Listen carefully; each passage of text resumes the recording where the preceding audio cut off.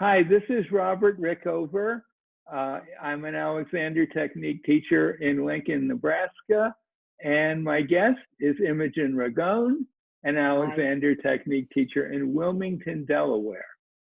And Imogen has kindly once again agreed to take part in a little experiment about which she has no prior knowledge. So, No, I don't. none at all. Right. So, Imogen, I have a quick question for you. When you were growing up in England, did anyone ever say to you, sit up straight or stand up straight or anything along those lines? I'm sure they did. It seems like a kind of an embodied memory, even though I can't remember specific occurrences. It seems like I have that knowing when a teacher or something said, now everyone sit up straight, and yeah. Yeah. I think we've all had versions of it.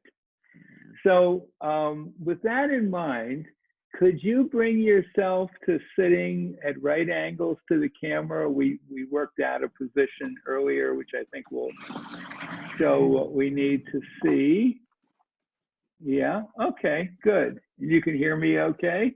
I can hear you fine. Can you hear me okay? Yep. So, imagine that you're back in the old country and somebody says to you, Imogen, sit up straight. And So you want me? I'd like you to respond to that as you think you might well have done at that time. So sit up straight. Good. Now that's pretty typical. Well, can you hang in there for just a second in that? Now, Okay. I think a lot of people watching this can see that what Imogen has done is she's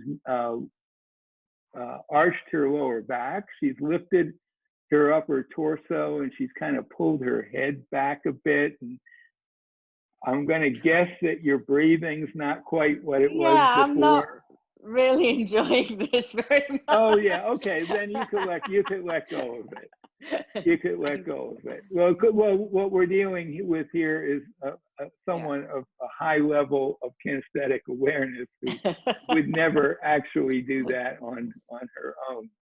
But yeah, I might do a teeny tiny element towards it though. Yes, because you might still have that. Yeah. Well, could you now imagine that girl in England who's told to sit up straight also knew about Alexander directions, and in particular, she knew about a freedom direction, a very simple one: I'm free. So, if you would apply that to yourself, and then take that right into following the instruction to sit up straight.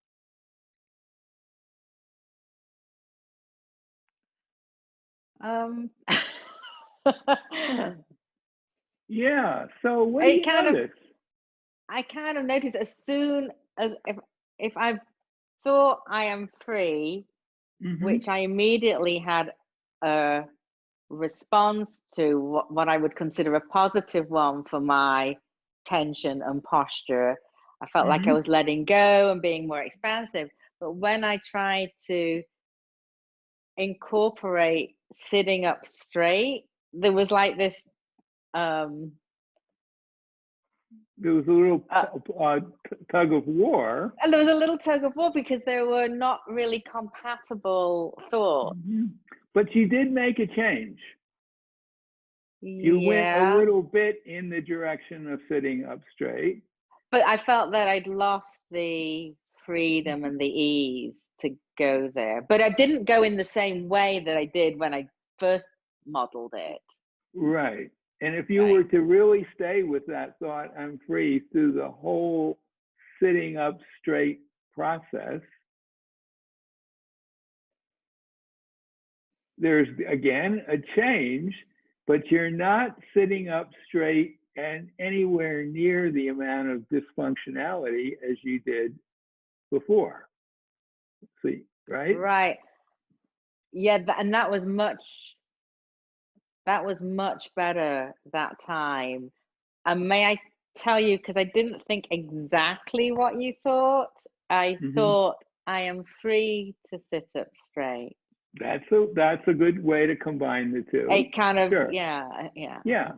And now if you would just move the bench aside for a moment and stand up at right angles to the camera and just very briefly do the classic stand up straight. Yeah. And we can all see that arched back, lifted torso, very stiff. I'm sure restricted breathing. You could let Yeah. go of it now. It's not comfortable, right? Because No. but now, how about you incorporate a freedom direction? So you could just say, I'm free to stand up straight. And there's really very little of those dysfunctional patterns. You have made a little shift, whether it's for the better or not, it's hard to say. But would you not agree that using that direction really keeps you from the worst of what's inherently not a great posture command? Oh, absolutely. So let's just Absolutely. briefly talk about that and the implications of that. We're going to keep this video very short. But I think what it illustrates is that even if you have a strong habit that's been drilled into you, and a lot of people do have a habit of, when even the word posture is mentioned, right? I'm sure when someone's asked you what you teach, and if you were to mention posture, oh, my posture, it's never been any good, so I'm going to fix it now because you're here. Well, they have just reverted to that classically harmful pattern that John Dewey, a protege of Alexander, said, well, they're still standing or sitting badly. It's just a different kind of badly. Or as Marge Barstow, always an Alexander teacher here in Lincoln for many years, used to say, they're just rearranging tensions. So I just think it's an interesting example of the power of purely mental directions to deal with someone who has still got a strong pattern, a strong habit that may not be very functional. If they really use that direction, they're just very clear that's what they want. I'm free as I do this. That's going to take away a lot of the worst elements of that pattern. It doesn't mean that you want to continue doing that pattern, but let's say you're a little bit stuck with it for a while. It's very deeply embedded in you. This would be a way to make things better. And I think it might be a way for like someone who's very attached, for want of a better word, to that pattern, kind of more acceptable to them because they're not having to throw it away completely. Yes. They can find a little freedom and ease within that pattern, and even quite a lot potentially, I think.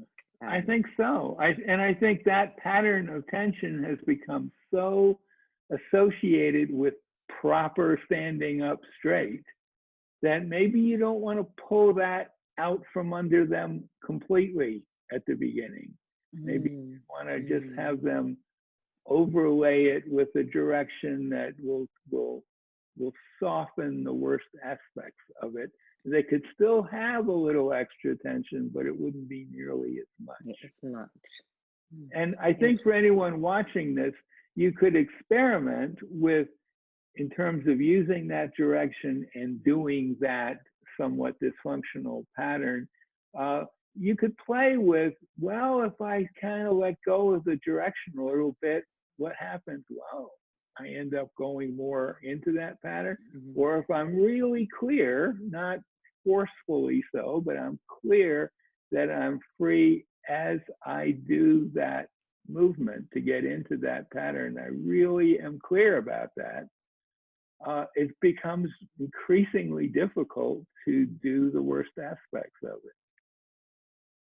So the power of Alexander technique directions. Now, for anyone watching this who doesn't really know much about directions, I'm going to put a link to a page that talks about them so you can get some idea of what we're talking about. This direction I use right now is probably the simplest direction out there. It's an example of a freedom direction, which I think are the most effective directions. So I think anyone, even someone not taking Alexander lessons, could certainly experiment with this. Sure.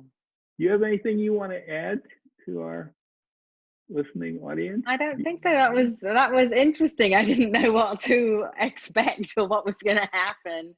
You never know, yeah, Imogen. You yeah, never know. Yeah, definitely people could explore. I mean, if that pattern isn't your habitual pattern, I would not suggest don't overdo it. Yes, Yeah. because that's not. Yes, yeah. Right. Yeah. All right. Well, thank you so much for doing this. Okay. You're very welcome.